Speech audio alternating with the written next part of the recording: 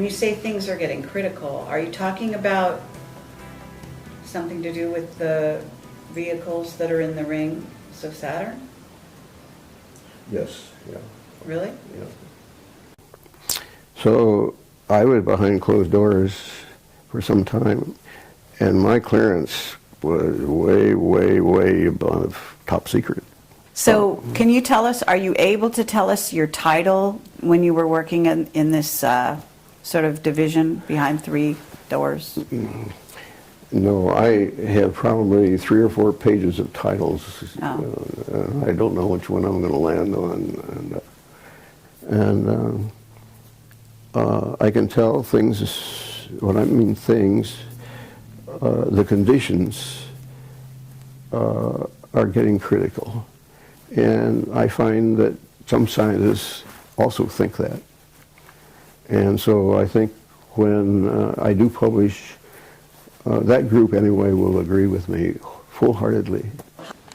People have got to be made to understand that those things are real. Hi, I'm Kerry Cassidy from Project Camelot. We are here with Norm Bergrun. He was with NACA, which was the early precursor of NASA. Yes. And he also worked for Ames Research. He has also worked for Lockheed Martin as well. And no, it's just Lockheed. I left Lockheed before it turned Lockheed Martin. Oh, wow. Okay, we're going back in time here. Okay, that's okay. That's all fine. It's got to be accurate. Yeah, no, you're somebody absolutely right. Me on that. He was an employee of Lockheed? Yes. Okay. Before it was Lockheed Martin. And he has written a book called The Ringmakers of Saturn, which is why we're here. And let's see, it looks like you got another book here too, right? That was a precursor, a very early one. Okay, I'm going to show these to the camera so that we can make sure to get the... I have not read your book, Ringmakers of Saturn. I'm hoping to get a copy and read the book because I have heard it's fabulous. And I apologize for that. It was a little pricey for some reason. Well, you better get it before it goes up farther. Yeah, it has actually become something of a collector's item, but Yeah, and when I publish the next time, it'll be like $1,000. Oh my God, isn't that amazing? Yeah. I've already sold one that where I certified my signature, I certified the book, $250. Really? Yeah. All right, well, so that gives you an idea. We're in the presence of a semi-celebrity or a celebrity in the scientific community, I guess, in a certain sense. I've been around quite a while in the scientific community, yeah. Yes. Okay, so to kind of start off with, how old are you? Do you mind saying? Well, I always say, would you like to guess? No, I've heard you're around 80, but I don't know. No, in 6 weeks I will be 91. Oh my God. Wow. And my specialist says, I think you can make 100. Well, you are amazing because you look great, and I had no idea you were that old. Yep. I work as hard now as I ever did. Wow. I don't have enough hours in the day for me. Awesome. And I'm making a change where I'm going to be able to have more time for me. And so it's a very significant thing. I won't be here the next time you come here. Oh, you won't? No, I'll be hidden somewhere else. Oh, hidden in an underground base doing top secret? No, it's just a very nice place, but I will not be easy to get to. Wow. Yeah. I've had my stuff stolen here. Have you? Yeah. So I'm going in for, you don't know where I am. Incredible. Okay, well, that's very, very interesting. And right now we're in Los Altos Hills, and we are actually in your home. And thank you very much for having us here. Well, you're welcome. My wife and I always enjoyed it. And I designed the whole thing. It's a lovely area, and it's a lovely home. Thank you very much. And it's been very exciting trying to get here. I've actually, I wanted to interview you almost a year and a half, 2 years ago. Yes. And unfortunately at that time your wife had passed on. Yeah. And so you took some time, obviously. We're on our way to the Sacramento UFO conference.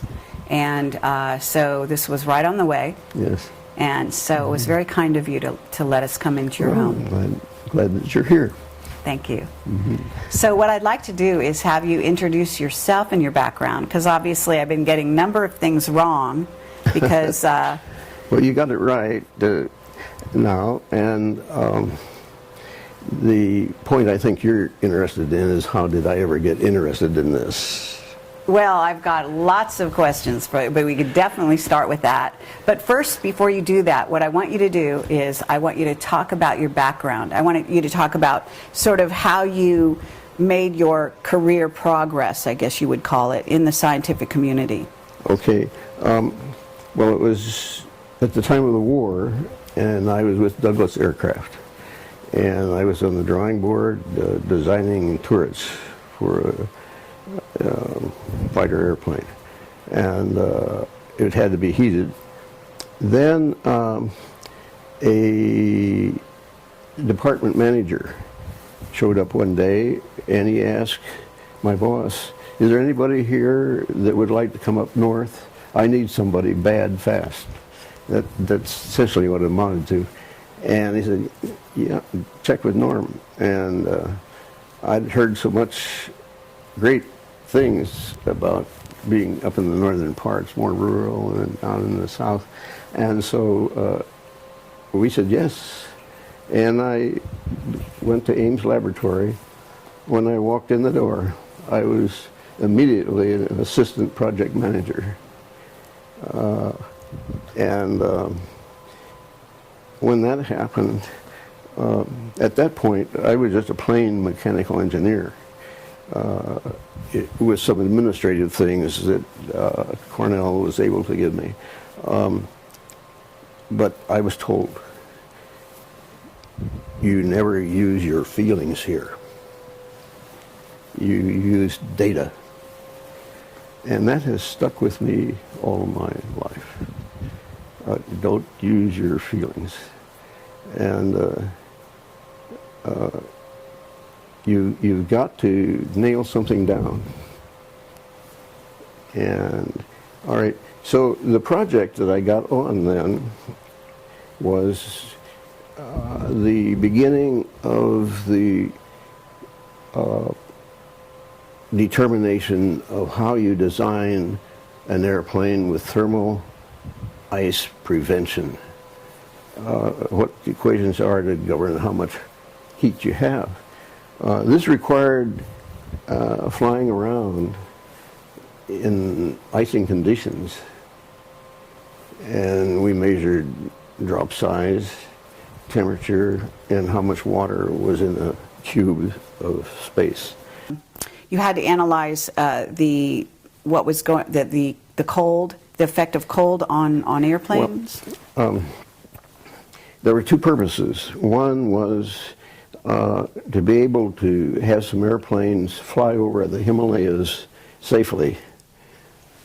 And that was the first application to airplanes. And then the second was to be able to build an icing wind tunnel. And that was done in Cleveland, Ohio. What year was this? Oh, golly. Approximately. 1945 was when they started to build, I think. The flights were mandatory, and what we had was a sort of a dummy wing mounted amidship where we could adjust the heat on this model and determine exactly how much heat it took to get the ice that you saw there to go away. Oh, I see. There were some precarious flights. What about flying in the Antarctic? Did you have to fly, or did they do any tests down there? I think it's probably safer to fly in the Antarctic than it is where we flew. Oh, really? Yes, because it precludes formation of large drops. If you have large drops and they freeze, you're in bad trouble in an airplane. Oh, so it's the medium cold that is a problem. Yes, see, that's why we measure temperature, you see. One of the, I got to tell you this story, is that we flew from Laramie, Wyoming to Salt Lake City. And in between there's a range of mountains, but there's a cutout, so that you can go through there at low altitudes. This particular flight, I could tell from the instruments that I had, which were virtually the same as the pilots, that, hey, we're losing altitude. I've never seen an altimeter hand spin like this. It just went around like that. Oh, wow. And the airspeed stayed up for a little while, and then it began to drop. Mind you, we were flying at like 150 indicated speed, and so it got down to 100, and uh-oh, here we go. And stall was like 92. We hit 93. Wow.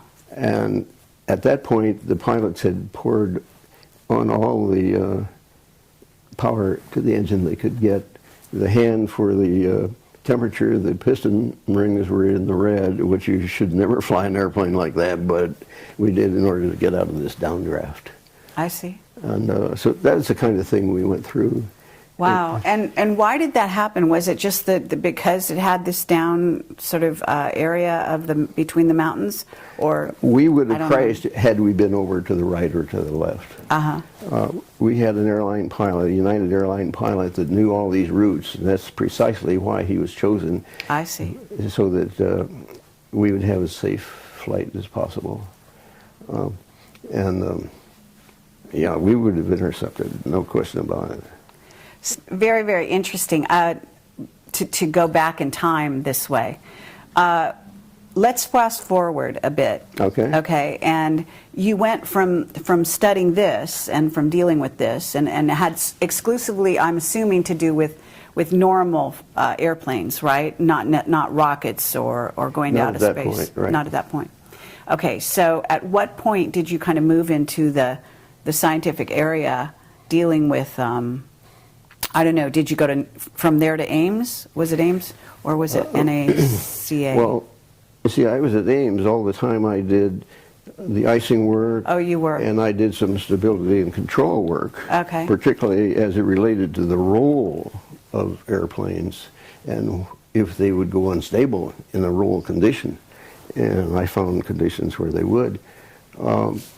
And so we had a situation with the test vehicle called the X-17, I believe it was, where they spun it up to try to keep it stable, but they were testing the warhead.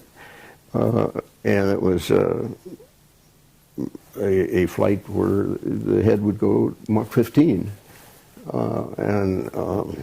Okay, so I was able to back out the reason for it, and it had to be that the missile, the material in it was just off enough. It's sort of like a tire that was not properly balanced, and it would whip. It just whipped. So you had to know all of that. Did you also have to know things about weather? Because eventually the rings of Saturn, I think maybe there's a link up here. On our flights, we had a professional meteorologist, and the pilot, the meteorologist, and I always looked at the weather patterns. And during that time, I got acquainted with a number of other meteorologists, and they told me how they thought weather appeared just come out of nowhere. And I found that very fascinating. And anyway, the meteorologist and I wrote a joint report on the meteorology of icing. Oh. And so you had that background as well. So, okay, that was at Ames, correct? Yes. You see, we knew the icing program was going to come to a close, so a bunch of us proposed flights at Mach 15. And lo and behold, one fellow went down to the newly opened missile division in Van Nuys. And he wrote me a letter and said, "Norm, you won't believe this. They're doing just what you guys wanted to do." And here's an application, and they just fill it out. This is where you should be. And I did fill it out. My pay went up by a factor of 3, and at one point where we had this instability of the test for going Mach 15 down there, the head of the project was so impressed with how simple it was to fix this that I became one of his favorite guys. I see. Okay, so at that point you're working a little more in, when you say the missile area, but was that was still, I mean, we're still talking about here on Earth, right? Yes. So how did you make that transition to looking at... No problem. The equations are the same, airplane-wise, as the missile. Okay. And as a rocket as right, well, right? Yeah. So did you, I mean, I'm really not sure, but did you work on the shuttles? No. No? No, that was after. That was later. Yeah.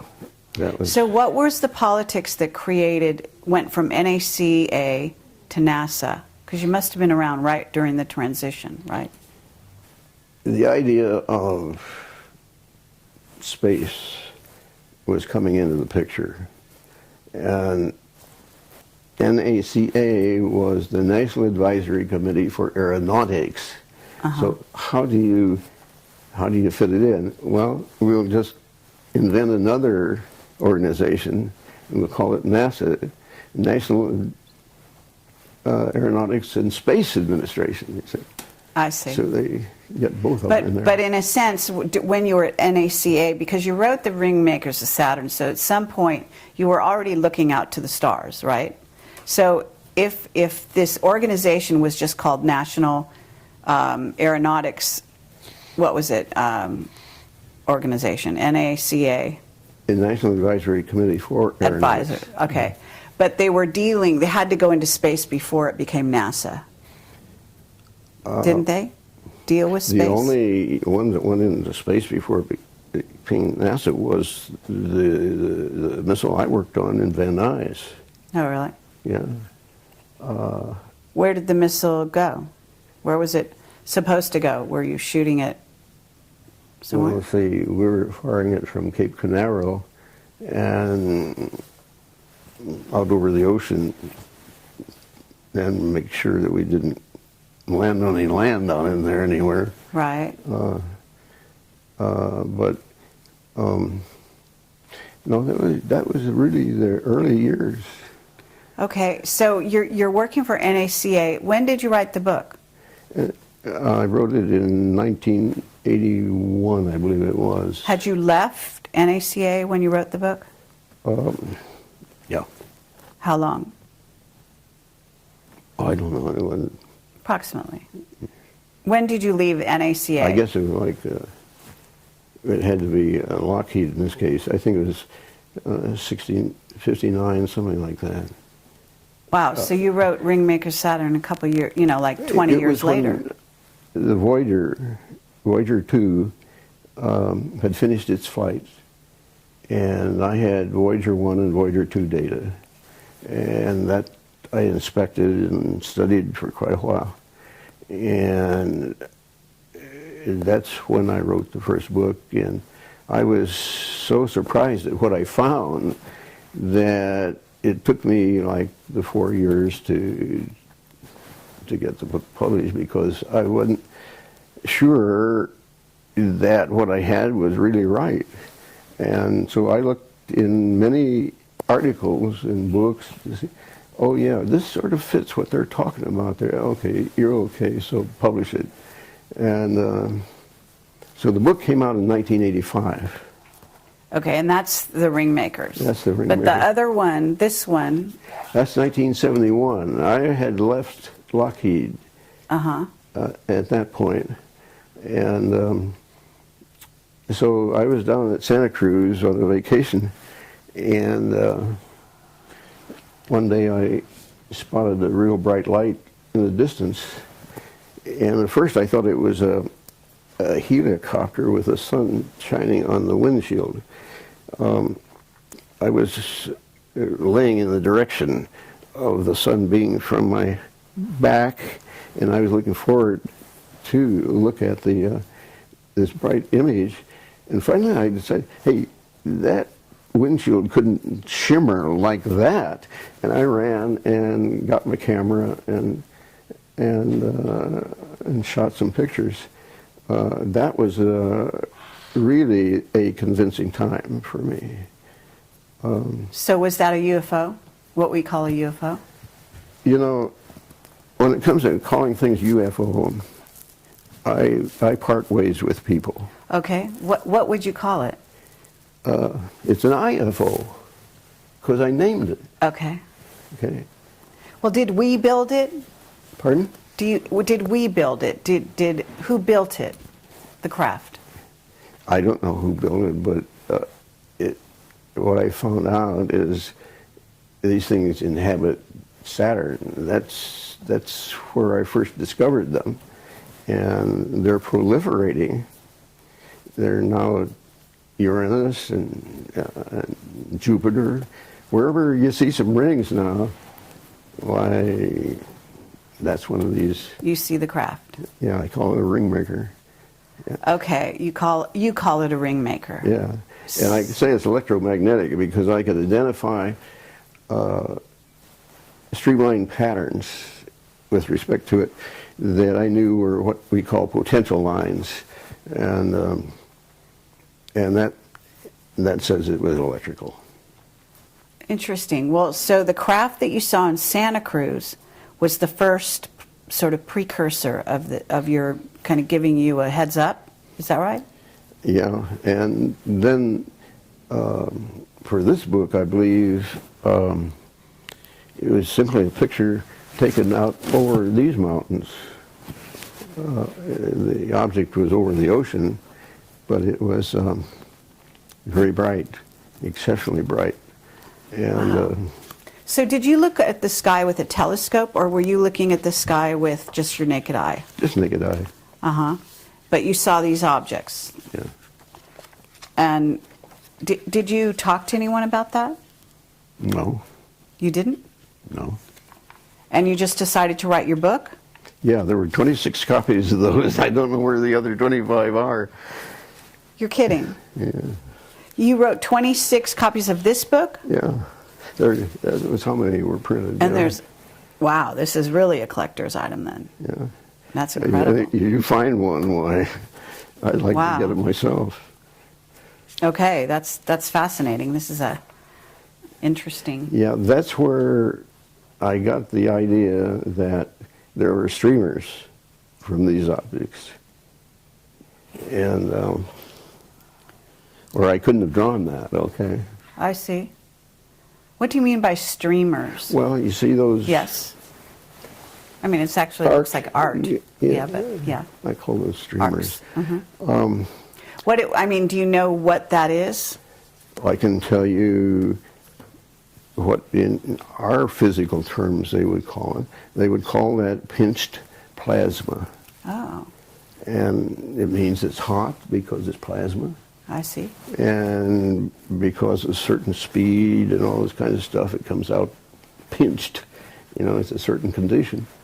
When I saw it, it was though on the top of the cylindrical object, the color of those streamers was what I call a nauseating chartreuse. Really? Yes. It was really the most nauseous chartreuse I have ever seen. The closest color that would match it is chlorine. So you see these plasma sort of coming off the object, and this is with your naked eye. Yeah. Okay. So I mean, you must have a very unique way of looking at craft, obviously. I can't say that was completely the case. I did get my binoculars by this time. Oh, okay. And that was helpful. Okay, and you filmed it as well, did you say? Well, just stop, you know, Just still. you have some stills. Are there stills in this book? Well, of course, the Ringmakers of Saturn is all government shots, and they are stills, and these are stills. So. But any of your own? Only Tomorrow Technology, they are mine. Oh, are they? Okay, interesting. So at this point, you're talking about having been in Santa Cruz and seeing a craft, inspiring you to write the first book, I guess. Yeah. And that was about, what you said, 1979 or 71. when? 71. Yeah. And then what happened after you wrote the first book? What was the reception to that? People take it, and I'd never get it back. I'd loan it to them. I'd never get it back. They just disappeared fast. I see. What kind of people would take it? I mean, were they other scientists? Yeah, by and large, yeah. By and large. Because, yeah. Were they employees of NASA at that time? By then, NASA was formed, right? Well, it's just people that I knew, my colleagues here and there. Okay, so you went from Ames, NACA, and then to Lockheed, right? Yes. But at that point, when you went to Lockheed, was it turning into NASA at that point? When I left, the answer is yes. When I left NACA, it was only months when Before it became NASA. Yes.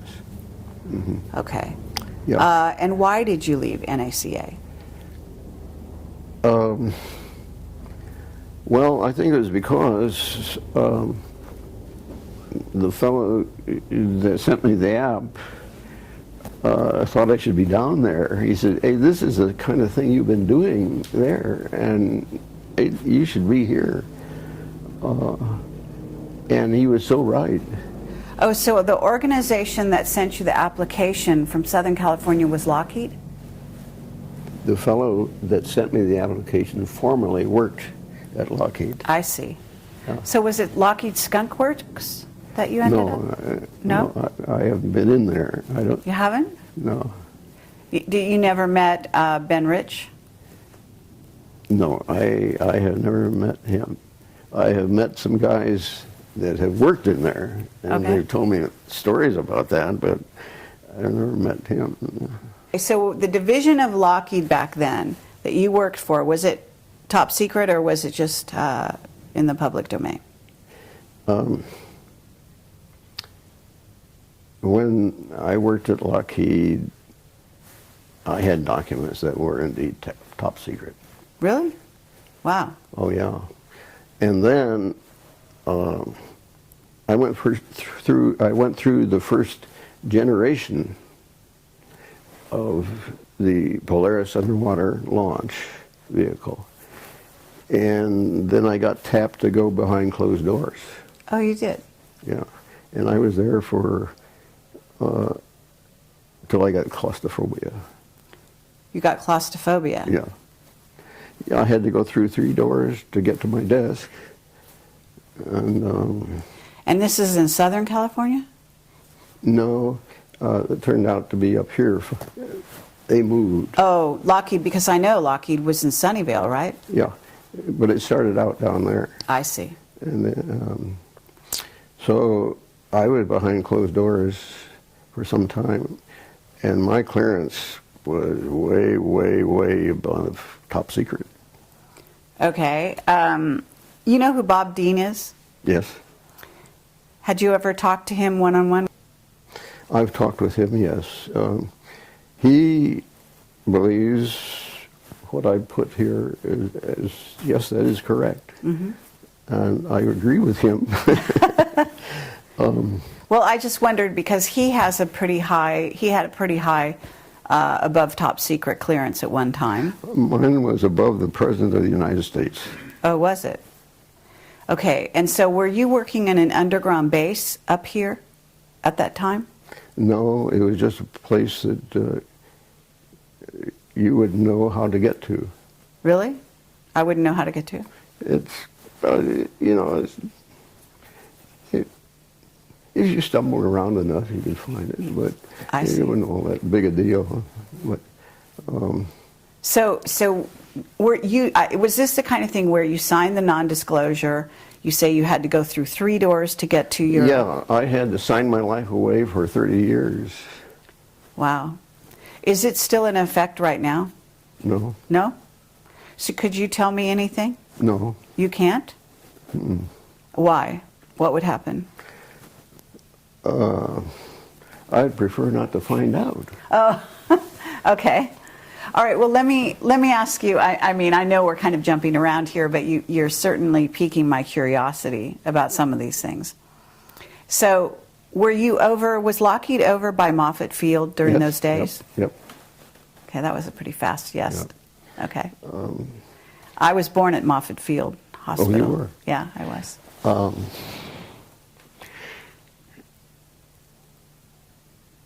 There was, were you there at the time when the Macon went down? The what? The Macon? The Macon? The Zeppelin, the dirigible. Oh, I don't know. I mean, I was very young. Yeah, okay, all right. So there was a dirigible that went down in Moffett Field? You know, it's in that housing that is being stripped off of the top of it now. The hangar. The hangar. Has a lot of history. Yeah. So did you ever see any UFOs out there? Now, let's go back on this and get that straight. I'm sorry, out. okay. Yeah, because... Whatever you call them. You see, when you say unidentified flying object... You're right. You're absolutely right. You can't go anywhere with that. Okay. The only reason I see that people like UFOs is for that very reason, so I can keep in business all the time. Because it's unresolvable. Okay. Now, that's so not you've identified it. But when you resolve something, you know... Okay. But if you were in above top secret, let's say you might have seen some craft in those hangars. Is that right? It was my first clue that there was something in space that was different, okay? I was handed one day a set of data. The guy that gave it to me said, nobody else around here has ever been able to get anything out of these data, and if anybody can, you can. And so I went through it, and I found this one spot of data that really looked interesting. And I slugged through plotting it up. It was quite a difficult task to draw the picture of that. Mm-hmm. And when I got it, you could tell it was something strange. Oh, wow. Yeah. So let me ask you this. Can you tell me that you actually saw these things on the ground at all? Were they in location? I didn't, at that time. I have seen one on the ground in Antarctica. You have? Not personally, but an image of one, which I wished I had cut out. Right. So no, these things can come in real low. Yeah. They're all sizes. Mm-hmm. It's the same deal as airplanes. You know, they're Cubs and all that kind of... You know. Right, and so when you're talking about the craft in the rings of Saturn, you're talking about something huge, right? Yes. Much bigger than we could even conceive of, I understand. What is it? I don't know, was it 70,000 square feet? I could, in looking down on the rings, I could see parallel lines crossing the ring, all the rings at once. Mm-hmm. That's about as long as you can get them. That's incredible. But I could tell that those lines demarked the outside of an object. Mm-hmm. And that's how I came up with the scale I present in there of different lengths of these things. Okay, so at this time, though, you've written the first book, and you're working above top secret. You say you got claustrophobia. And at that point, you hadn't written Ringmakers of Saturn. That's right. Had you start to stumble on some of the information that eventually went into the book? I didn't start anything with a book until after Voyager 1 and Voyager 2 flew. Okay. But did you, back in those days, you already were sort of clued in that there were... Exactly. That's why I started looking at anything I get a hold of. And this turned out to be just 35 millimeter slides that Caltech had released to the public distributor down there. And so I got just these small little slides. And but you, at the time that you got that, you were not employed with anyone, correct. Is that right? Yeah, I was on my own. Yeah. Yeah, I knew eventually I had to do that. So are you sort of saying, when you say you got claustrophobia, I don't know what that means. Do you mean that you became sort of tired of working at in this above top secret area? Yeah, no, not tired, and it was very exciting. I got to see everything that went on all over the world. Wow. Nothing much has changed. Yeah?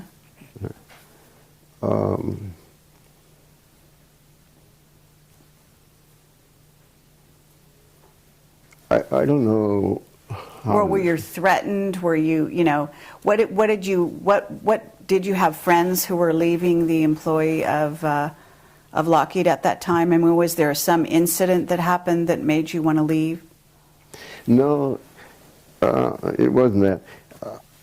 Let's just say that you're confined to one room, day after day, year after year, same walls, so forth. That's claustrophobia. I see. But I knew that, hey, there's something going on out there, and see if you can't find it. And so in other words, on a certain level, you wanted to go beyond the confines of what you were studying. Yes, sure. And I made myself a policy. It's got to be all government images. No shots by me or any other person. Okay. Because what happens is that if you say, oh, let's say I took the picture. What film did you use? What shutter did you use? Da da da da da. That is never questioned when you have a government picture. Okay, but have you heard that NASA alters their footage coming from the moon, etc.? I know some of the things they do with it, yeah. Okay, so even their footage is not always dependable, right? Although I guess it's dependable to begin with. It's just that they start altering it later. I have been told by a very reliable source. He asked me what camera did I get that image from on the moon. I said, Hasselblad. And he said, that's right. He says, I thought we darkened that enough that you wouldn't find it. Oh, yes. So you were finding things that they thought they covered up. Yeah. Incredible. Yeah, yeah. That must have been a lot of fun. And this guy says, well, I suppose you want me to go out and tell everybody about that. I said, no, I don't want to embarrass you. That doesn't make any difference to me. Whatever you want to do is fine with me. I'm just saying I found what you saw. Okay, what about the Mars footage? The people that look at that, I wonder sometimes how in the world they can say what they do. Because you can find a lot in that footage. Oh, yes. No question. So have you got your own photographs that you got from the government that you then were able to, sort of look at and keep in sort of pristine condition? I'll tell you, at this juncture, I don't know what I have. I finally went to put it in a vault that the people claimed nobody can get in here, including the government. But unfortunately, somehow, somebody did. Oh, really? Yeah. And what they do, like I have some of it on a laptop, some of it's just on discs and so forth, they garble it. They run it through something and they garble it. So it's no longer... And sometimes there's just nothing on there. And I know that there should be something, and there's nothing. So I don't know how much of the early stuff I can put together. What I do know is I can put together it any time. Okay, so Just I because don't of need that old stuff, you can tell people. Really? You know, I don't need it. Because you know, you're familiar with the landscapes, you know where things are. I know where, yeah, I'm familiar with the landscape, I know pretty much what's going on. Okay, so, well, that's very tantalizing. So at this point, you learned quite a bit. You were very respected, I imagine, when you left, even above top secret, right? You left employee of Lockheed in good terms or not good terms? Yeah, I was respected. Mm-hmm. There was a time when, on the Polaris vehicle, Mm-hmm. that when the missile was fired off, it didn't light up and came back down and hit the submarine.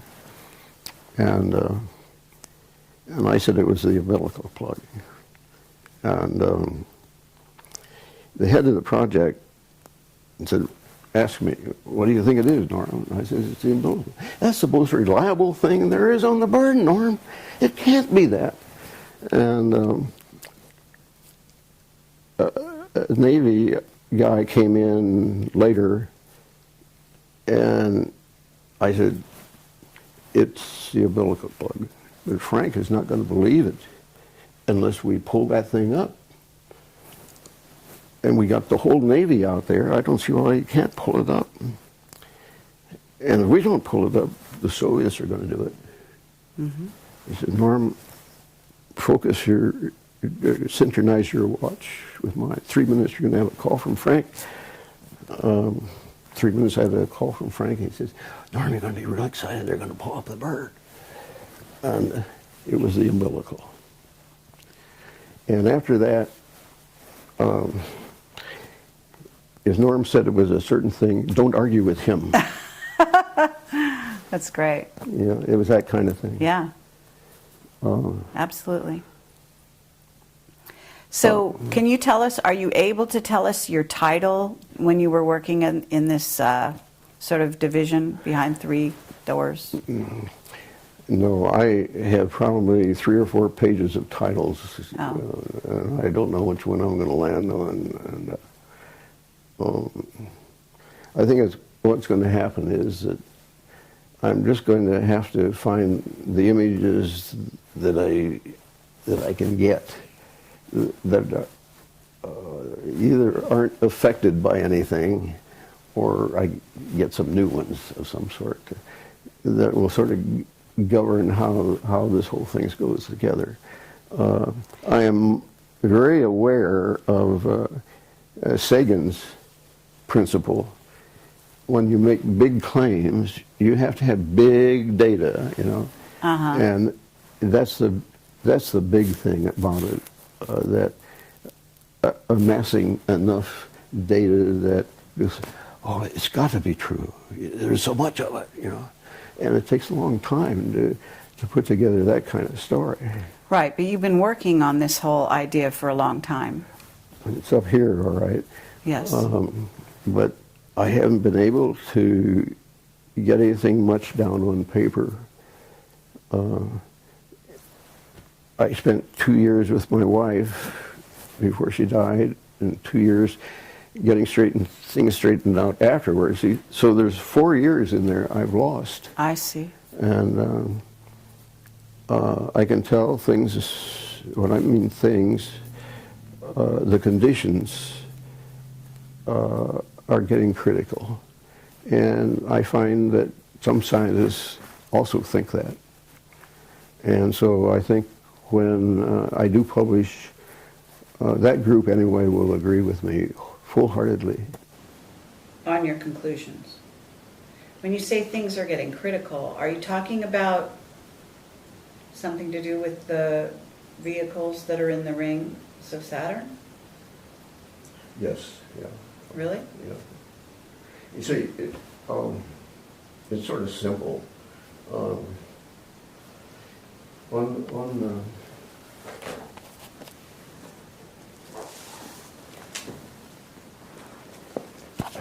That's a lot of energy. Right. And Okay. And this is the ring, right? This part, this is the ring? that ends up being the ring. Yeah. It's And they're- hot plasma. Oh, really? Okay, so, and what your theory is they're manufacturing it, is that correct? It comes, that's the exhaust from this thing. From the craft? Yes. Is it because, are they stationary or are they moving, the craft? They're probably moving. So do you think, when you say things are getting critical, are you Okay, saying? now, just take that picture and say that's the exhaust. It's like you have an airplane with an exhaust. Mhm. It's in your atmosphere, and it can load a lot of energy, you know? And, but this is, Saturn, like John Lear says, you know, Saturn is the focal point, and I can't agree with him more. Okay, but John Lear talks about Saturn actually being portal into another dimension. Well, you know, he's theorizing. Yeah, so you don't necessarily go there. I don't go that way. Uh-huh. I either say, this is the way it is, or I can't tack it. Okay, but you're saying things are getting critical because I'm really curious. Are you saying that those craft are coming here? Is that why it's critical?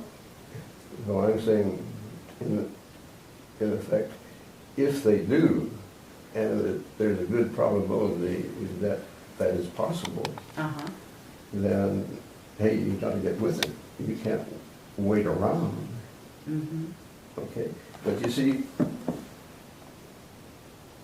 no one really in this country accepts the concept that at Saturn, those things are there. Right. If you can't do it at Saturn, well, you know, you just can't hack it. People have got to be made to understand that those things are real. Right. Now, there are two images, I believe they're taken by the Hubble telescope of Saturn this last year, 2012, Okay. that shows objects under the rings and one just right to the edge. Like I said, they were. Mm-hmm. Okay? Is that Cassini? Is that, did the photographs come from Cassini? The last ones, no, the ones I told you about that shows those, Right. those No. are Hubble's. Those are from Hubble. Yeah. But am I wrong? They closed down Hubble, right? Well, yeah. Or that's the official But- story, Uh, right? Wherever they closed it down is 2012 before they show you the picture. It's 2012 before they show you the picture. What do you mean Yeah, by that? and I was able to tell that before 1985. Yes. So you were way ahead of I'm everyone. way ahead. Yeah. And that is too long to tolerate that kind of science. Mhm. It's just too long. Now, I have 3 reports, I guess, on the environment, let's say, in UNESCO, but they're yay thick, all three of them weigh 18 pounds, or about 6 pounds each. And they have to vote on what they think goes on. That is not science. They have to That's vote. politics. Okay, yeah, That's not you're right. science. That's absolutely But right. they sell it to you as though it's science. It is not science. Okay? And that is the hump that you could help get us over. Okay. Hey, those things are real. Okay, but if there are craft, there are beings. Okay, people have asked me about, I call them vehicles, okay? Right. Now, I did not call them objects. That was too neuter for me. Okay. I had a Stanford professor said, you ought to call them objects. No. They have all of the qualities of a vehicle. They can move. You know, they're just like a missile or anything like that. So that much we can say about them, for sure. Okay. So I'm calling it a vehicle. Okay. Okay, somebody comes along and says, well, now where would you manufacture one that's 2.5 Earth lengths long? And that's a hard question to answer. However, if you think of it in terms of its living entity, it's just another kind of thing that we've got in our universe. And it can grow and grow and grow and grow. Okay, So it can be an EMV and it can itself have life. Uh-huh. So are you not positing the idea that those vehicles contain, beings who are, maybe like us? Yeah, I only go along with government images. And if you want to know about people kind of thing, there is the ship that picked up the Voyager capsule at Alameda Naval Shipyard, and they have a picture there of I think it's the Apollo flight that Buzz and Neil were on. But anyway, there is one image there that shows black people getting off. So people with dark skin getting off, Not dark, black. black skin. Really black. Yeah. Were they tall? Yes. Very tall? Yeah. How tall? Do you know? Well, they got out the doorway. I don't know how high that is, but Well, what? it's safe. 7 feet would be probably a conservative estimate. Have you heard about Clark McClellan's statement about that? No, Oh, you haven't? no, Have you ever been in touch with him? no. No? I have tried to stay independent and not be affected by others' opinions. Mm-hmm. I would rather have what I present clash with somebody else and see who wins. Okay. And settle it that way, Hmm. rather than make a shouting match over it. Sure. I learned at Ames that the longer you shouted, the more probable it was that you would get your way. And I don't want to go through that routine. Okay, well, good for you. So you're saying it's what did you say, $5 million? Billion? $4 billion. Yeah, So- so that's an estimate of how valuable he thinks all of this is, I see. but he doesn't get any support. Right. See? Interesting. So you think that Obama would like to find out more? Oh, yes. He would like to keep NASA operating? Yeah, he would like to. Really? Yeah. Okay, and you know that because? Well, I know that he has a friend there at the head of NASA, Oh, and he would like to have him look good and so forth, so he would like to see some things go on under his watch, but it's not happening. do you know who's preventing it? I think it's the overall economic picture that's preventing it.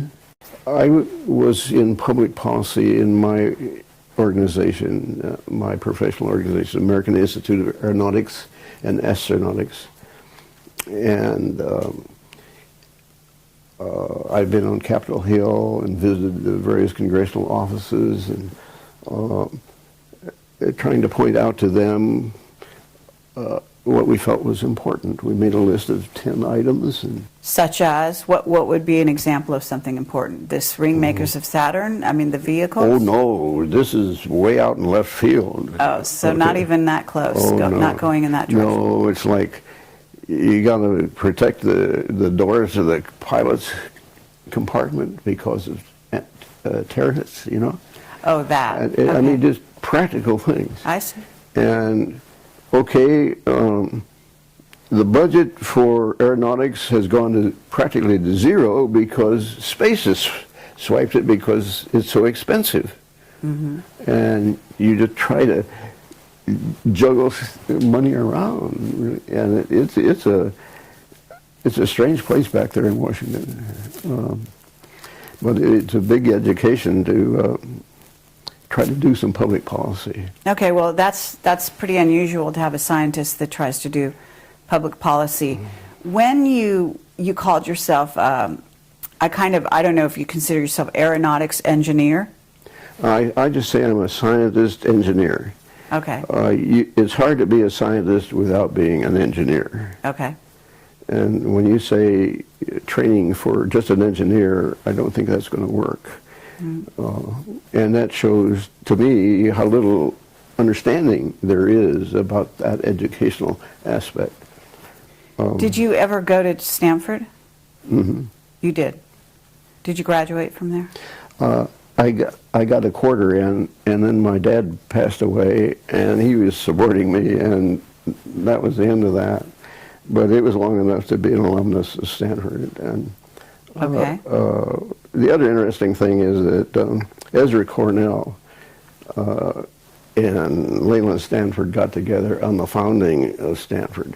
So for many years, there's been a close relationship between the two. Oh, between Cornell and Stanford? Yeah, and so rather than making Cornell my home university, Stanford definitely is my home. Okay. But to get back to the subject at hand, with regard to the rings and regard to what you've seen, and when you wrote your book, what was the response to the book when you published it in the scientific community, at Stanford, at these places? I would say practically zero. No reaction? If it is, I never found out about it. Uh-huh. I think only now are they beginning to listen, and it's come around this way. I was in early April given some fruit, and the person that gave it to me had bringing over followed up fruit for a number of times when we had lunch here. And this one evening, I decided, well, I'm going to cut a little out of that apple. It looks so bad anyway. And I took about 2 cubic inches, 1 cubic inch out of one and another cubic inch out of the other. And that was about 11 o'clock. And about 2 o'clock in the morning, I really began to feel ill. And I even called my son who lives in Tracy. I said, this is a heads up I said, I'm beginning to feel really ill, and you ought to come over. And he didn't make it over. I felt I was getting so ill, I called the neighbor next door to take me to the hospital. Wow. I was just going downhill like that. Incredible. And I'd never experienced that. That was an attempt on my life. Mm-hmm. The specialist that I have, he had one question for me. He said, Norm, what triggered this? And I said, I think it's the apple. Does that make sense? Yes. Wow. So he had a theory already. And he's a prof of internal medicine, and he's one of the smartest ones I've ever run across there at the hospital. And so... You didn't happen to have a piece of the apple analyzed or anything? It was all thrown. I threw it all the way down the drain. But anyway, because of the nature of the happening and the kind of question that he asked me, I saw him about a week ago.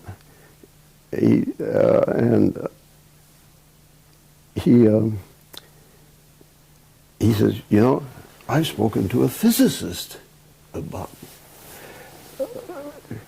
people, about some of your ideas. Okay, that's what I'm saying. Now, through the hospital, because of what has happened, I've caught their attention. I see. And when you say because of what has happened, what has happened? I almost lost my life. Okay, so you almost lost your life, but why is, in other words, why do you think they're focusing on you suddenly? You know there's a movie out called Prometheus, right? I can't say that I do. You don't know that. Well, there is one. And I talked to Richard Hoagland. He said Prometheus is, well, first of all, there's a moon in Saturn called Prometheus, right? Yeah. And I'm told that there's some kind of interaction between that moon and the rings. Well, sure. No question about it. Okay. Yeah, I would agree with him. And and you say there's something going on now. It's becoming critical, is how you're terming it. Yeah, it's much more prevalent than what we saw in 1985 or a little earlier. Meaning there's more activity on Saturn, do you think, or just more activity around this question about the rings and the craft in the rings? No, there's actual activity. There is. You know, to start off with, Uranus, which is one of the other planets, did not have rings. That's right. But now it does. Right. See? And so that kind of thing is going on. And we really ought to get to the root of it. Okay, do you have a theory on why Uranus suddenly has rings? Well, sure, it's the exhaust just like... so that's how I think the attention is being obtained. And so I would expect something to happen a little bit. You would? Yes. When you say something to happen, what are you suggesting? I'm suggesting that Stanford, let's say, well, let's look into what Norm's doing. Okay, but you just told me you were going to be leaving here and going to kind of a secret location. Mm-hmm. Have they asked you to come back in to work for them? No. No? Nobody has asked me to come back. Fact is, as far as my own professional organization is concerned, it does not fit at all with their objectives. How is it different? It's too controversial. Your theories, you mean? Now look, this is not a theory when there's data. If I propose something, that is a theory. Okay, so your data or your Yeah. conclusions? Yes, the conclusions. Your conclusions Yeah. are too controversial, is what you're saying. Yeah. Okay. Yeah. They don't want to get involved in that. But if there, as you say, there are new rings around Uranus, and there's other activity on other planets too, isn't there? In the solar Jupiter. system? Jupiter? And what's happening with Jupiter? It's getting rings. It's getting rings. Okay, and are you seeing craft there as well? Vehicles, as you call them? I haven't identified craft, but I can tell you that where there's rings, there are these things. So we have these ring makers, Yeah. and they create tremendous energy. yeah. Can you tell us more about what you think is going on there? You've got any ideas along those lines? Well,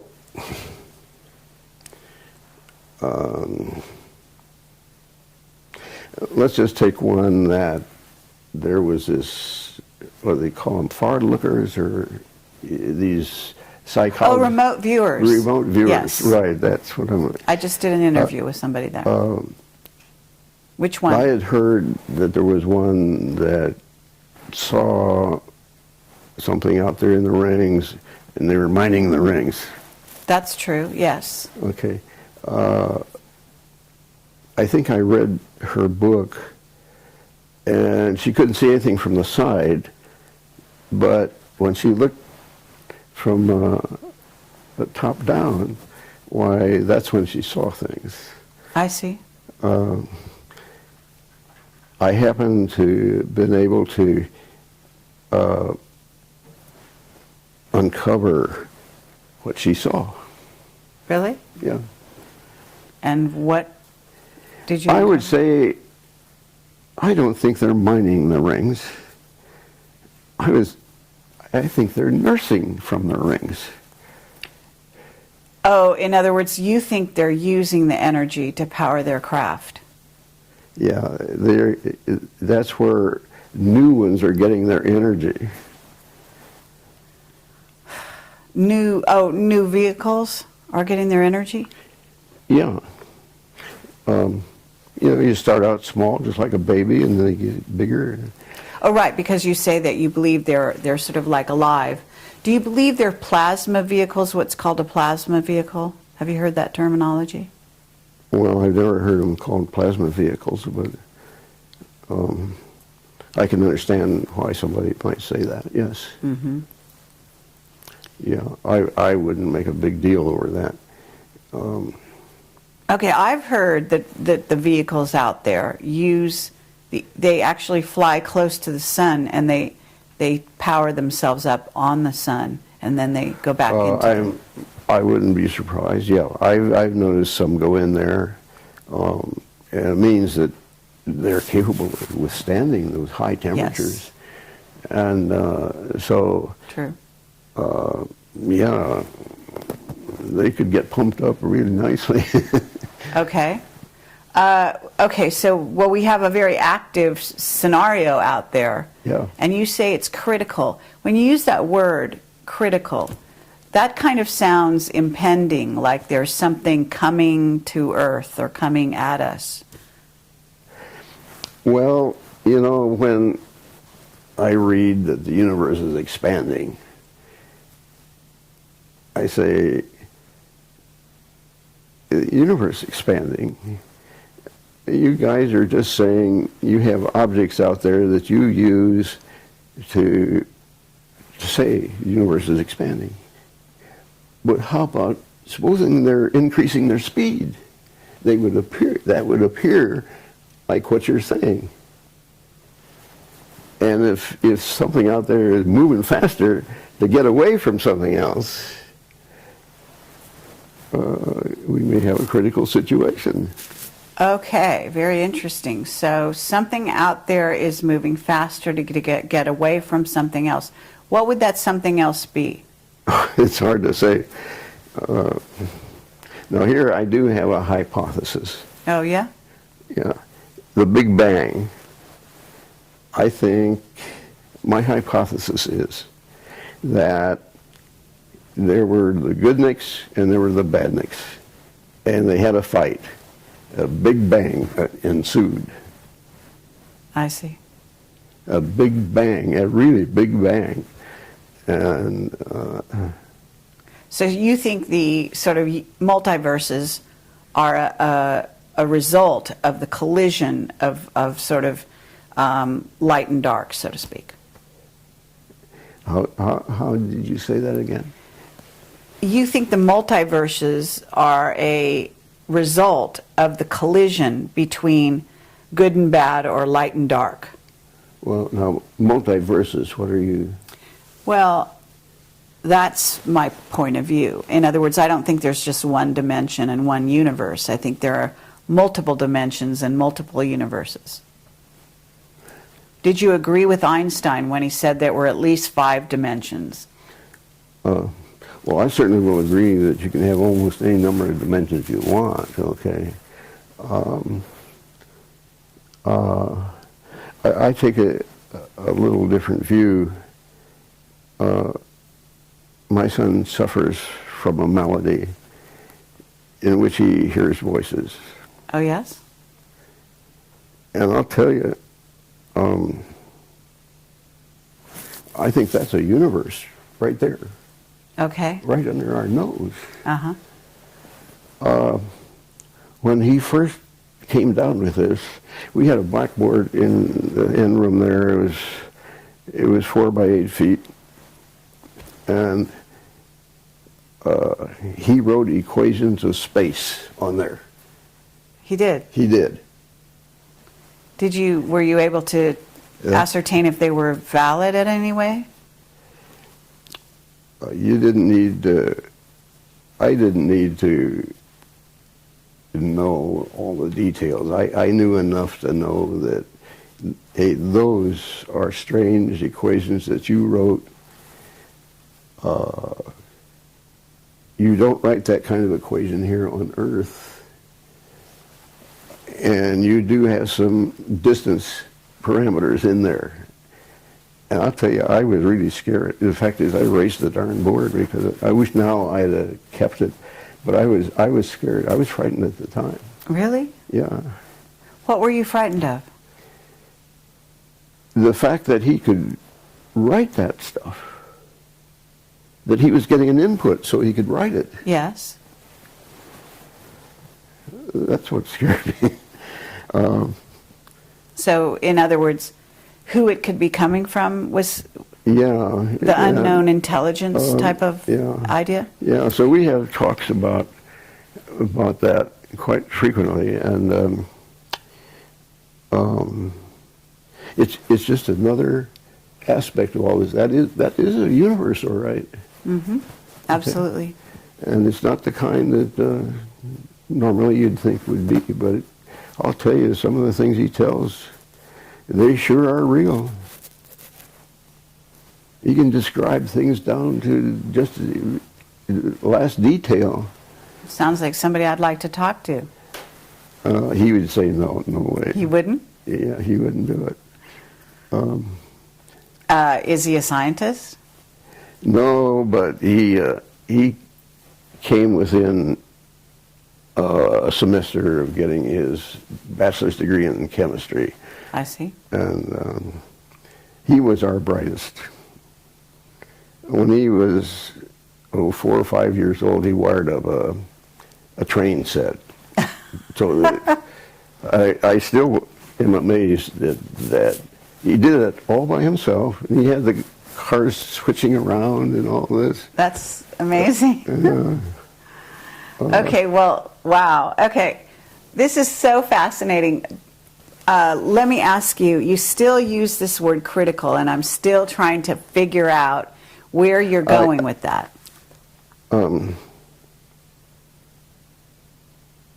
I'll tell you when I get the book written, I'll tell you what it is. Right now I have a gut feeling okay, Okay. that always precedes things that are going to happen. I've done many analyses with, hey, I got a gut feeling that that's it. See if it is it, and I'll be right. And you'll be right. Mhm. Yeah. So You're someone whose gut feelings are something to pay attention yeah, to. it's a gut feeling right now. Wow, that's incredible. Let me ask you, are you still in touch with the scientific community? Do you consider yourself, or do you consider yourself out on the fringe? How do you feel about that? Oh, by definition, I've been out on the fringe ever since I left Lockheed. That's the way that definition goes. I had been director at large of our San Francisco section, not San Francisco, but the region of AIAA that included 6 states. And AIAA, what is that? American Institute for Aeronautics and Astronautics. Okay. And the idea was to keep Norm active and also let him float around amongst the sections and so forth, which I did for a while. And I got to seeing that, hey, it's running pretty good. And where I saw that they're reinventing the wheel, that's when I stepped in with it. As a staff person, I kept a lot of stuff. And so I've been asked to step down from that job because the regional director is going to leave it. And so I welcomed the invitation, and so he will be quitting also. So that does leave me sort of... So you mean you've been doing that up to now? Mm-hmm. Really? Yeah. They've actually had you active in that organization, kind of overseeing things? Oh, yeah, yeah. Oh, yeah. It wasn't much, but when you read what's going on in Arizona and Washington and so forth, it takes a while to read all that stuff. Mm-hmm. And So, well, let me ask you, that NASA has been sort of a front organization. I call them a front organization for the secret space program. I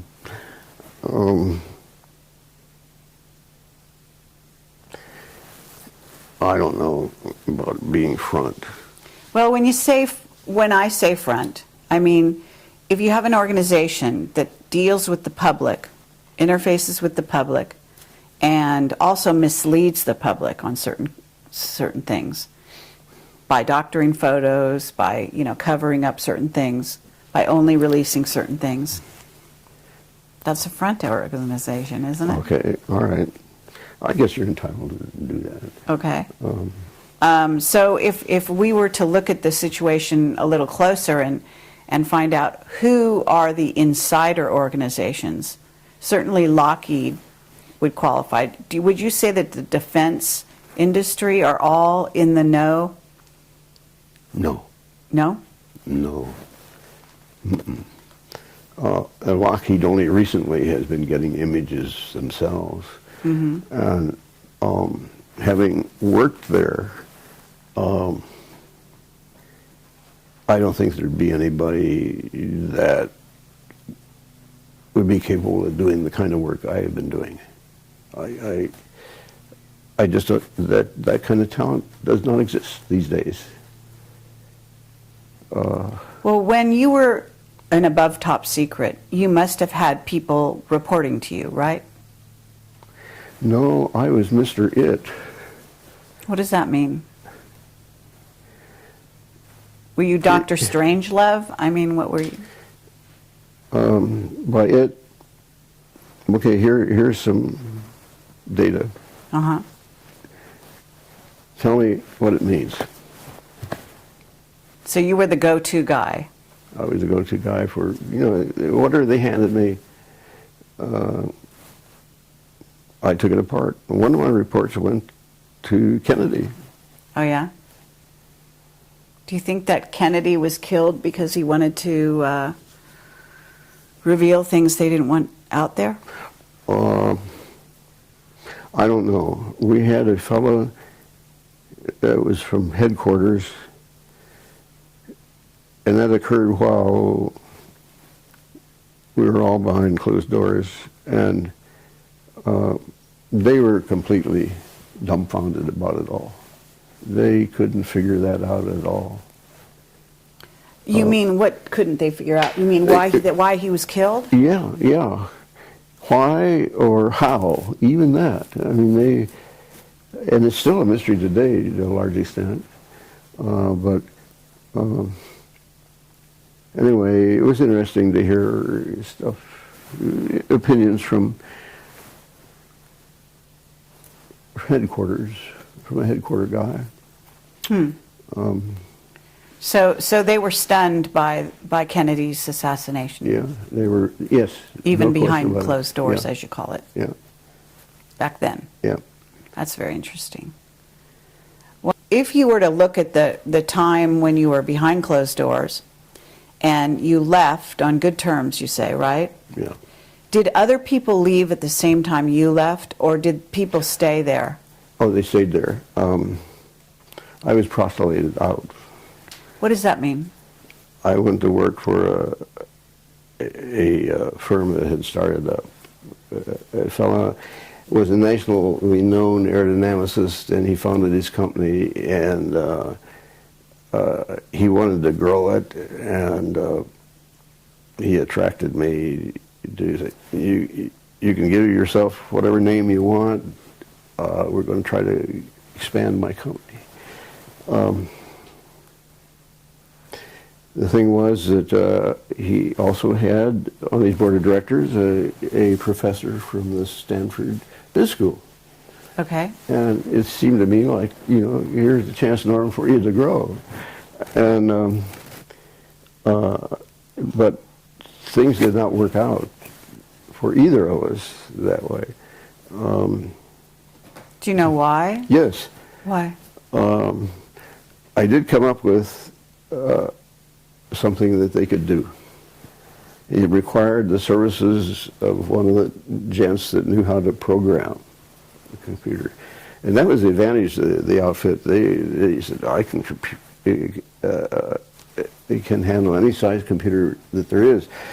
And okay, so the day came, and this fellow's name that owned the company, his name is Jack, and Jack called a fellow in and says, Norm's ready for you to program things.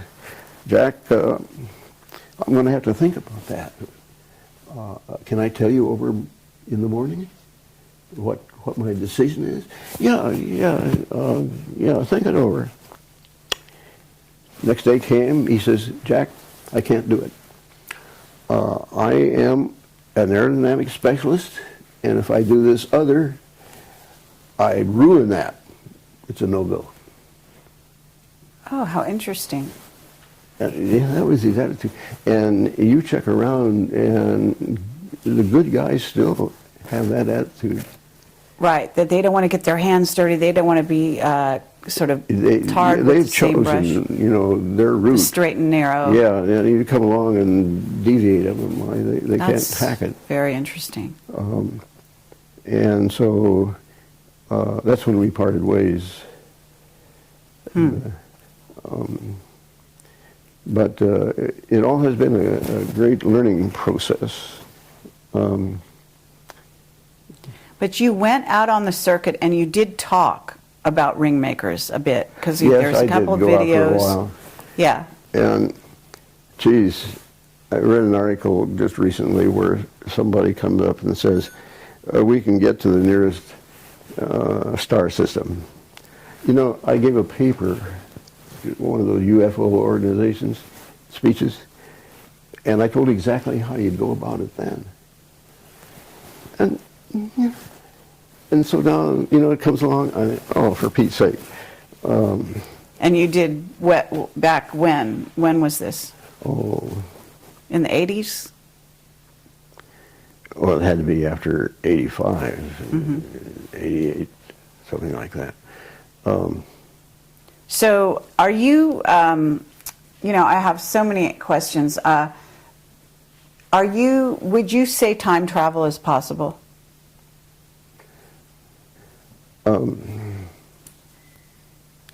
There's the way to do some of these things that has not been considered.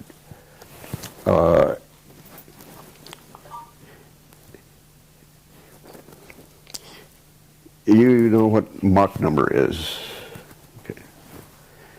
Okay. Einstein got together with Mach one time and asked him, how do you set up stuff in a reference manner? I'm faced with that, what I'm doing. And Mach says, you get a reference.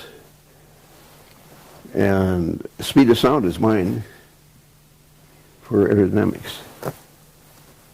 And I can just see Einstein walking away. What's the biggest number I can find? Speed of light. See? All right, so it had commonly been thought that you can't go faster than the speed of light. Right. It has commonly thought that you couldn't go faster than the speed of sound. I say, hey, wait a minute here.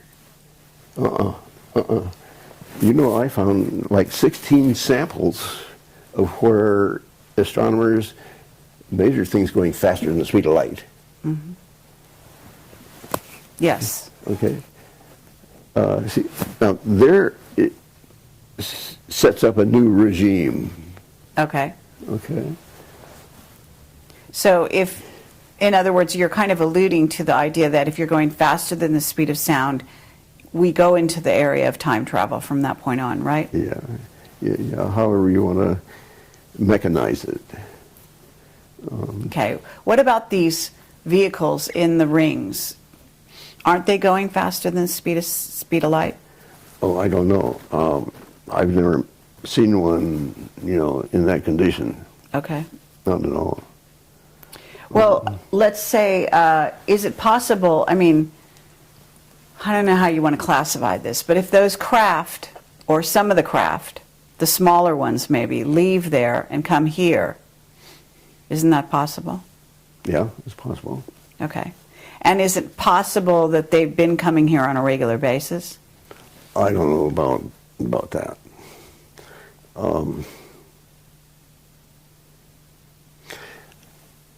I'd be in better shape to know about what you're asking. See, now you're asking questions that are downstream from...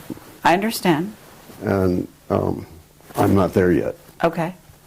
What about, I'm still, okay, let me ask you this. I remember that John Lear told me that you told him that you saw here in, I don't know, it was on the 101 going around somewhere around Palo Alto or maybe Los Altos, and you saw what looked like a very low flying jet that was a hologram.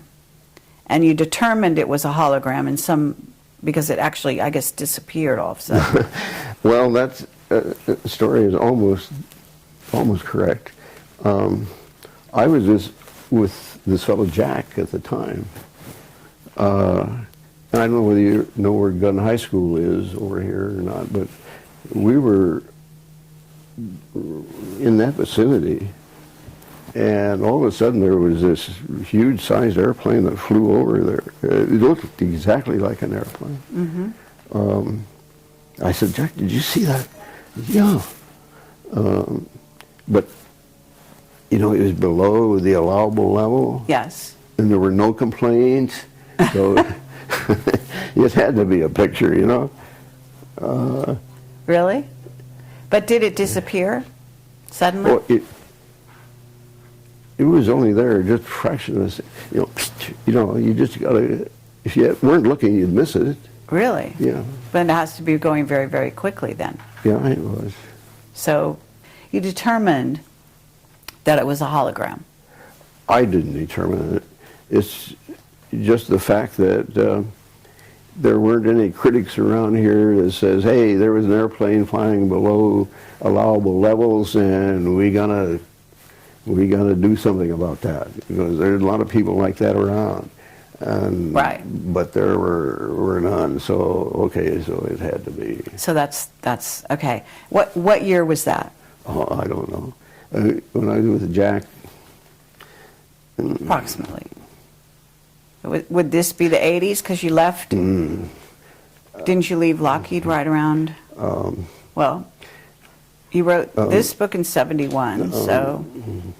You know, you can go on the net and look at my resume there and pick up numbers. Pick up exactly. Yeah. Okay, but I was just wondering in terms of your recall, when you left the employ of Lockheed, because it was too claustrophobic, as you said, and then you went to work for this guy Jack, and that, how long did that last before the computer guy came in and said he couldn't do the programming? I mean, that must have been a pretty short time.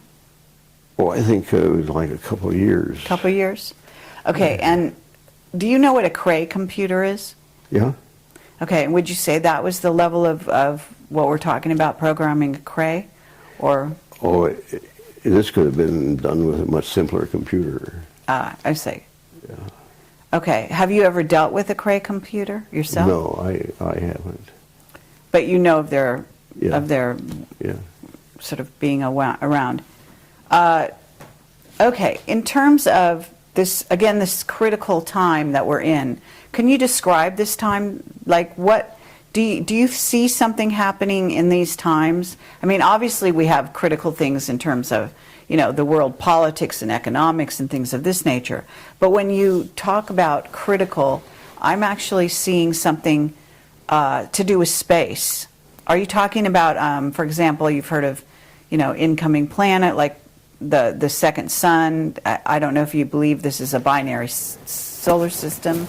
Do you follow that theory at all? Well, I guess the most critical thing I can see is that a lot of ice is leaving Antarctica. Yes. And that indeed will raise the sea level. Okay. And that indeed will cause some problems in many places. And it'll have a negative impact on real estate if you own property. Water, oceanfront property. That, to me, seems like a no-brainer.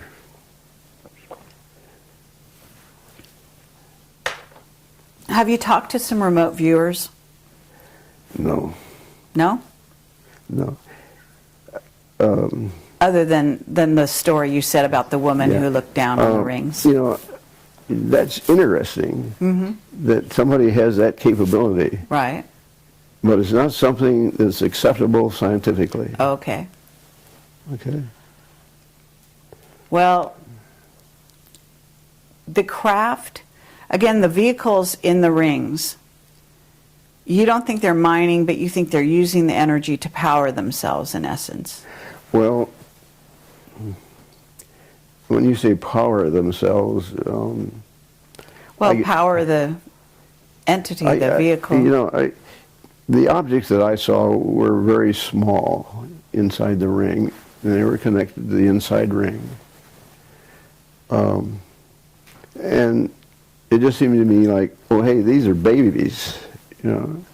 And that's how I came up with the idea that they're nursing from the ring. You know, they're getting life, strength, and whatever you want to call it. But I think that that's how they are growing, is using the rings. Now, in terms of mining, think about that level of thought. Mining is something that we do here on Earth. You don't have to be very bright to do mining. Okay. How do I know? Because I have worked in a mine. Okay. And so we're dealing with lots of smarts. And I don't think this is too low for them. Mm-hmm. Mining is too low. All right. So on two counts, I think what we got there is a life form. Absolutely. Do you believe that we're communicating with them? Have you had any evidence of that? Oh, no. You No? know, we are not capable of doing that. SETI has tried to communicate with extraterrestrials, and they haven't done it yet. They have chosen the type of person, the type of entity that they want to communicate with is somebody that knows how to build radios. Right. That constrains them in their thinking Yes. immensely. Right. Okay. Well, okay, but of course we're Project Camelot, and we talk to people like Richard Hoagland and so on and so forth, and I don't know if you've heard of Zecharia Sitchin Yeah. and his theories. He passed on recently. Yeah. Did you know him by the I met him, yeah. You met him? Yeah. Did you ever talk about your theories with him? Or your conclusions? No, we didn't have that much time. It was more interesting listening to what he came up with. But there's a case where he's got some real solid stuff, but nobody wants to pay attention to it. Mm-hmm. You know. Right. Richard Hoagland just recently said to me that he thinks he's seen cities That in what? those rings. Cities. Cities. He's seeing cities in the rings of Saturn. Well, Richard has seen cities in lots of other places. Right. I would not call them cities myself. Okay. Now, I don't know specifically what he is talking about. I mean, you know, if you want me to be specific, I'd have to look. Right. But he's thinking again of something like San Francisco, or, you know, you look down on it and there's a city, you know, it was laid out. Well, I'm not sure how he's characterized, you know, we didn't Yeah. have a chance to talk about how he's characterizing this idea of a city. In other words, it could be constructive, some sort of plasma, Yeah, or he had put that label on, and what I do think he's seeing is organized structure of some sort. organized structures, yes. I mean, there's lines going this way, and then there's perpendiculars, say, and So in a sense, you would agree with him in that. yeah, I mean, that There's kind of thing organized can structures there can in be the straight rings. lines out there. Yeah. Yeah. So and almost any formation can be made that is desired. So if he sees a checkerboard kind of thing, and that's a city, it's not a city, but it is a checkerboard kind of thing.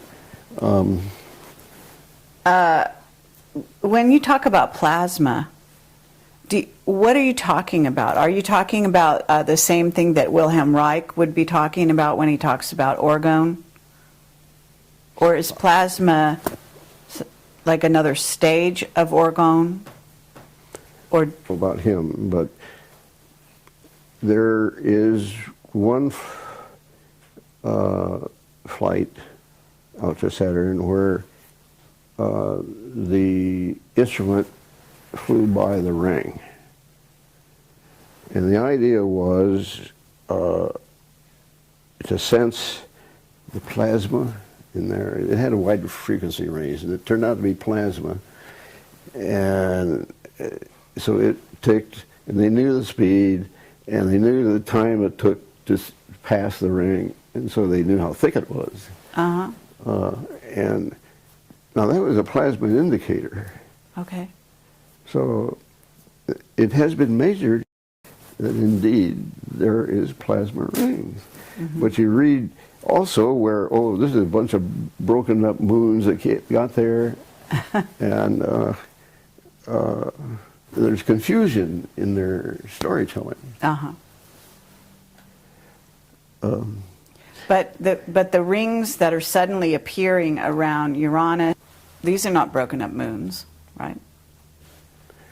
You know, all I can say is, you know, the rings are there, and my interpretation is, by inference, I see the rings, so somewhere there's an EMV, and they're never where you think they're going to be.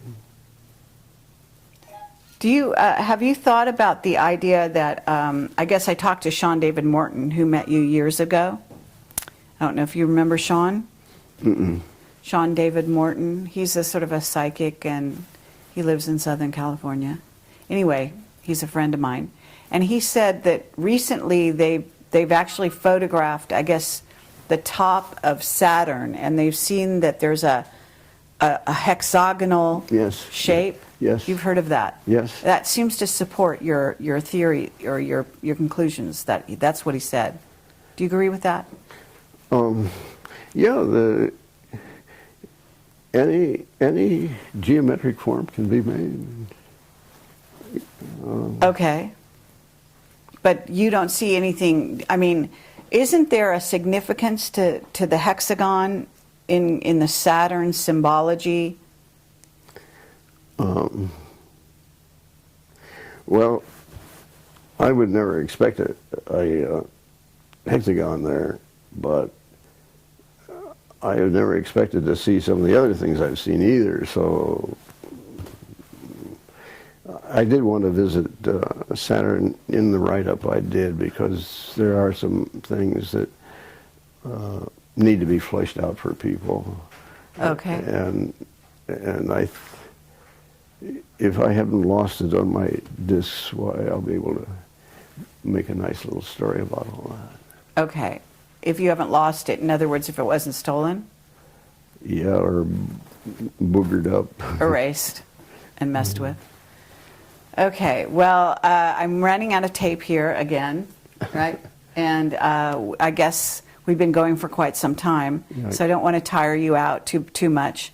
But is there anything that we haven't covered that you'd like to say to make it part of this this presentation here? They could ask me to be vice president. Because you'd like to change the policy and what's going on. Yeah. And you've had clearances above, with you know, above, way above top secret. So in a sense, they should be coming to you for advice, I would say. They should. Yeah. Well, let's recommend that. Let's recommend that they come to Norm Bergrun and One guy in this critical not too time. long ago was bitching about the candidates, and I said, Jack, you can just write my name in, can't you? He said, yeah, hey, that's a good idea. Did you know, I just want to know, did you know Arthur C. Clarke? No.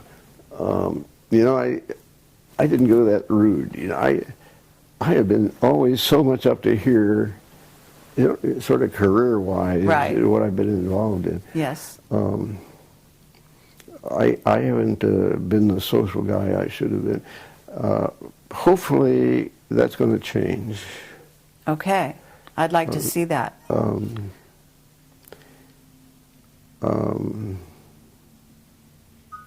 I'm a type that is pretty flexible. Uh-huh. And Well, certainly you must be if you've done all the things you've talked about, and you also are able to, you've obviously worked in areas of policy as well. yeah, well, see, that came about by the prof at Cornell called me in one time and said, how would you like to grade papers, law papers? And I said, oh, that sounds good to me. And I said, but what do we do when I grade mine, when it comes to mine? He says, you grade it just exactly like you grade the others, but give it to me afterwards. But he told me that as an engineer, you really ought to get law under your belt, because you know the nomenclature, and these are the guys that are running the country, basically. Mm-hmm. And they really don't know about some things that they should, but they just do it. And so over a period of 10 years, I got a law degree. Oh, you did? Wow, that's incredible. And on top of everything else you were doing, you got a law degree. I found it just exactly like the prof said, yeah. And that's what made it so easy to go in. Otherwise, I wouldn't have done it. I see. Okay, Norm Bergrun, I believe that there's more that you could be telling us, but I understand that you still have some secrecy or oaths. Is that correct? You're kind of abiding by those? I could tell you a lot of war stories. The answer, you know, I could tell you a lot of stuff that's sort of related to all this, but give me some more time, and I'm set myself up so I don't have to make my own bed. I don't have to cook some meals, you know, and all this. And TV will be taken care of for me. Just a lot of things will go to zero. I see. And so Norma's going to have some more time to do some things to get it together. Okay, but are the people that are making this possible going to let you go out and talk about it? Yes. Yes, they are. And I already tweaked them.